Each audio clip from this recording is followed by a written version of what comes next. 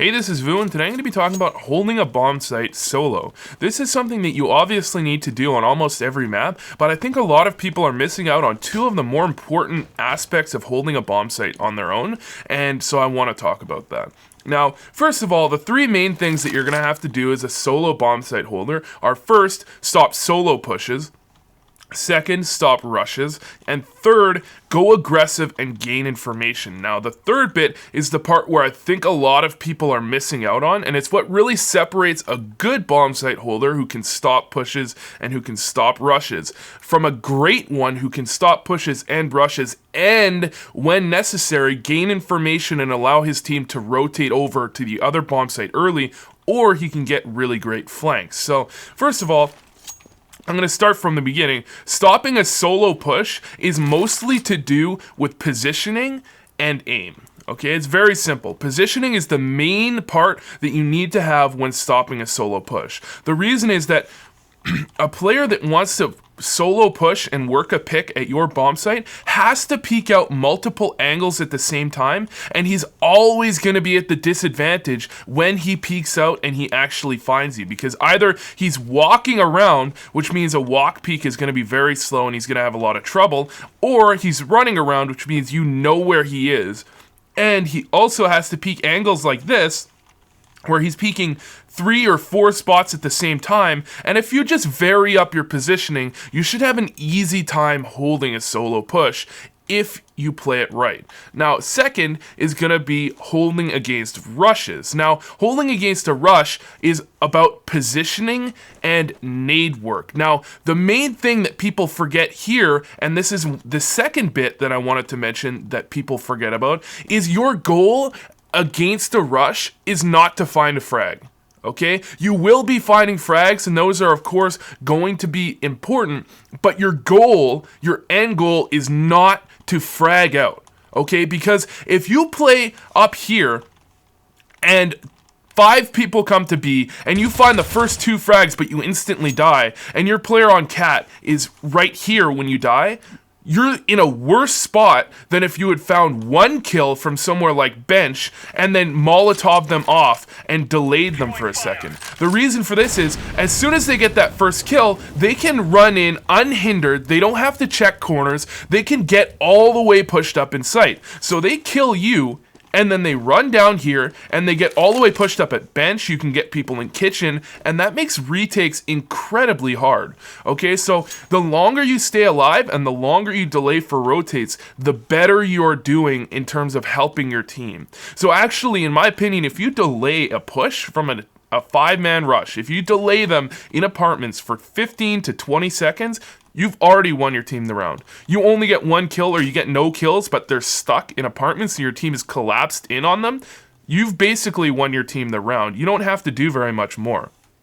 So what you want to be doing to hold a solo push, a rush, is you need to choose a spot where you can find that first kill. That's generally what you want. You want to choose a spot where you can either find the first kill or at the very least spot out the first player and get some damage. But you can also reposition and you can throw nades. So this is why this spot is extremely solid to hold on to B, is because you find that first player, you can probably find a kill if he's solo pushing because he's going to walk right past your angle. You find that first kill, you drop, throw a Molotov, not quite like that, you throw a Molotov, then you can throw a flash like this, and then they have to push out right past you. You blind them, and then you peek out here, and they have to all be jumping out this window, or they're getting delayed. So you can frag out, but you can also peek out, get a kill, fall back, throw another flash. You're delaying them, you're stopping the push from happening, and you're getting damage and getting kills. And by the time they actually get out, if you play it correctly,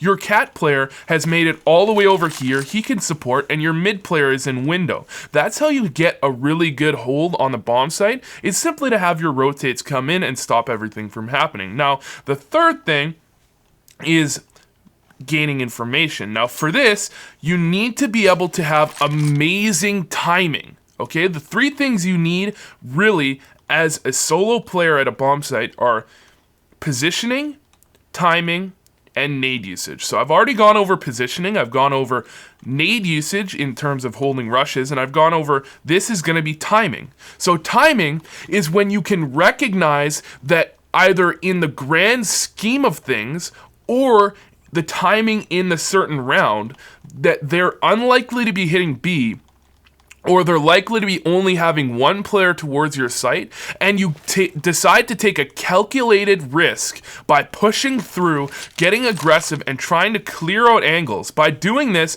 it's very much feast or famine in that you either spot out that they're not playing anybody there, or you get a kill, and you allow your team to rotate and you basically win the round for your team, or you die and you put your team in a very precarious situation to actually be able to win that round. So you need to have amazing timing for this, and this includes one of the most common things I see in fairly high-level matches, main and premier, is the first player towards B, the cat player, is going to throw a smoke there, and then run right on over to cat.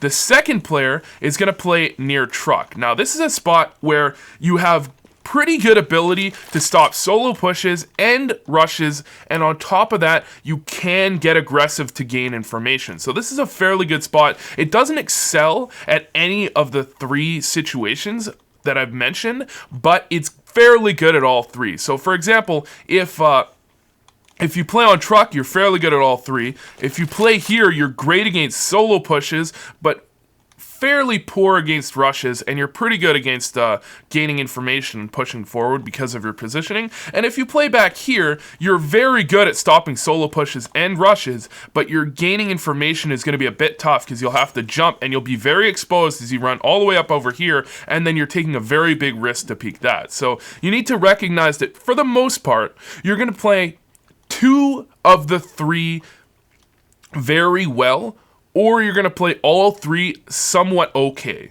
Okay, so playing on top of truck, you're playing all three goals somewhat okay. And by doing that, you'll have your first smoke down from your teammate. Then later on, you might re-smoke it again. And what you want to do there is, if you have the opinion that because you shut them down at B previously, or because they've had success at A, or because they do something particular when they hit B and they're not doing it that round, you can simply come up, toss a flash through the smoke, run right on through, get plenty of information, and then win your team the round. That's why this is all about timing. You need to be able to see in the grand scheme of things, or within a given round, when and if you should push. Now, gaining information is so important, and I think that's one of the reasons that a lot of people have trouble at a solo site, because just sitting back and holding a push from back near truck, that's perfectly fine, but you're not really gaining information here. You're not forcing your team to win rounds, which is something you can do if you have a good ability for timing and a good ability to gain information for your team. So that's the really most important parts about holding a bombsite solo. You just need to make sure that you always have a Molotov. That's the most important part for grenade usage. And that's the final thing I'm really going to mention. If you have a Molotov, and if you use it correctly, you're going to find that your ability to delay your opponents is going to be 10 times better than if you don't have a Molotov. Thanks for watching, and I hope this helped.